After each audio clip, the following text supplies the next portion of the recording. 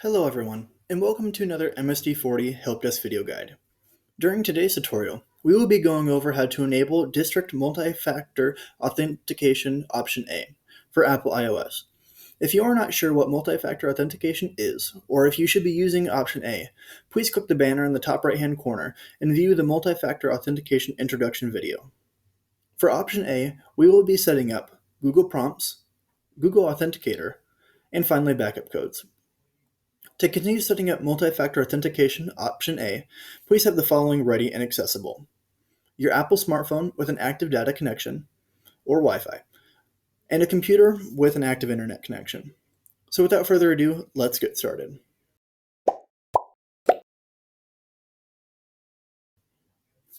For these methods of authentication to work, you're going to need to download two apps from the Apple App Store. These apps are Gmail and Google Authenticator. Let's walk through these steps. First off, on your mobile device, find the App Store. Now in the bottom right-hand corner, find the search. And on here, search for Gmail.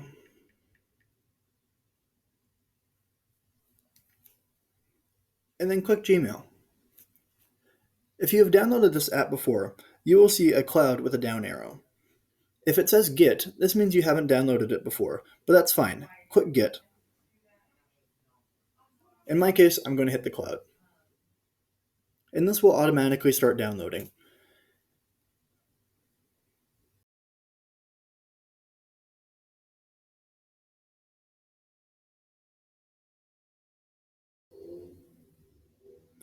We can now see that Gmail has downloaded correctly.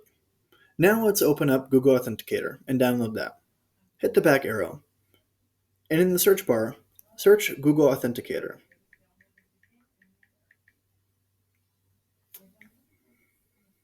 Just like earlier, if you have a cloud, you can re-download it.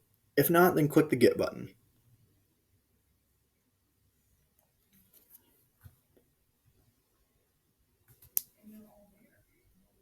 Now let's go back to our home screen and start up with the next setup. For Google Prompts, we are going to need to log into our email in the Gmail app. Let's walk through this so we can make sure we do this correctly. Open Gmail.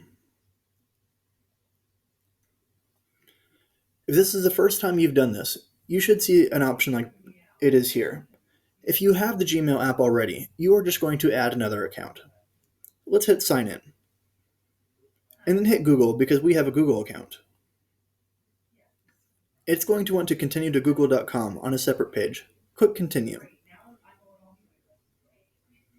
In the email, type in your school district email.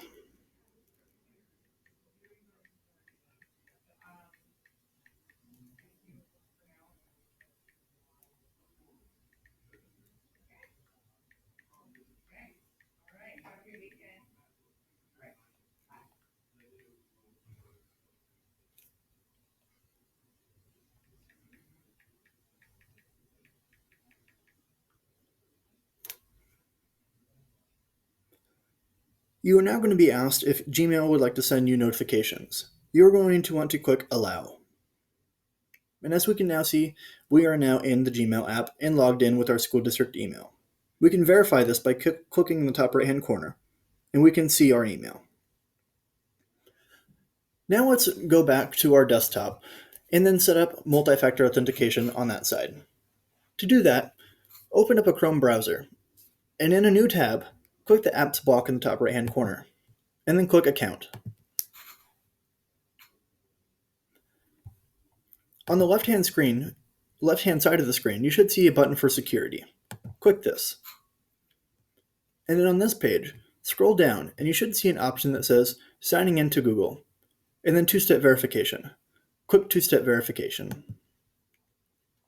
We are now in our multi-factor authentication settings. Now it's time to set up Google Prompts and backup codes. To do this, scroll down and hit Get Started.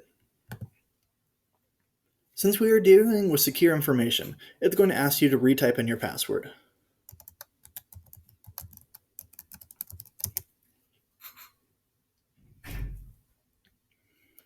Since we've already signed in to Gmail on our device, we can now see that these devices can get prompts shows our phone.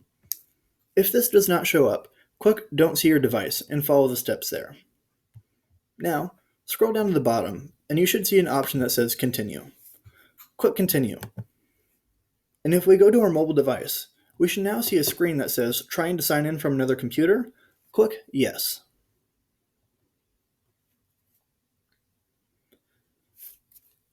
And everything went through correctly, as we can see it moved on to the next screen. Today we are not going to be setting up voice call or text messaging, so we are going to skip this step. To skip this step, scroll down and select Use Another Backup option. You will now be presented with 10 8-digit codes. These are called backup codes, and these are one-way hard-coded tickets into your Google account. Since we are using other methods of authentication, you do not need to write any of these down or do anything with these. If you are ever having trouble getting into your account, you can contact the IT department to get these codes. Now scroll down and hit Next. And say, I have my codes. Finally, you should see a button that says Turn On. Double check that everything here is correct, that Google Prompts is the default, and you have backup codes. Now, everything is correct. We'll hit Turn On. We can now see that Google Prompts and backup codes are now enabled. Finally, let's go through and enable Authenticator. To do this, scroll down and you should see Authenticator app. Click Setup. And we're going to be setting up for an iPhone. So click the iPhone toggle. And finally hit Next. You should now be presented with a QR code. Now let's go back to our mobile device and get Google Authenticator set up. To do this, go back to the home page and find your Google Authenticator app.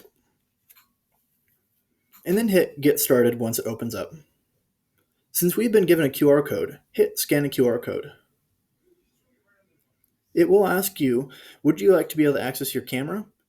We're going to click OK, because we need this. And finally, scan the QR code on your screen. And as we can now see, a code has been displayed across our screen. This is proof that everything has gone through correctly. On your desktop, hit Next, and you should be given an option to type a code. Enter the code that is on your mobile device, and then hit Verify. And it should show you, if you typed it in correctly, that you're all done. Click Done. Now to make sure that everything is working correctly, hit the reload screen. And we can now see that Google Prompts is our default, and that the Authenticator app is enabled, and so are backup codes. This means that everything is working.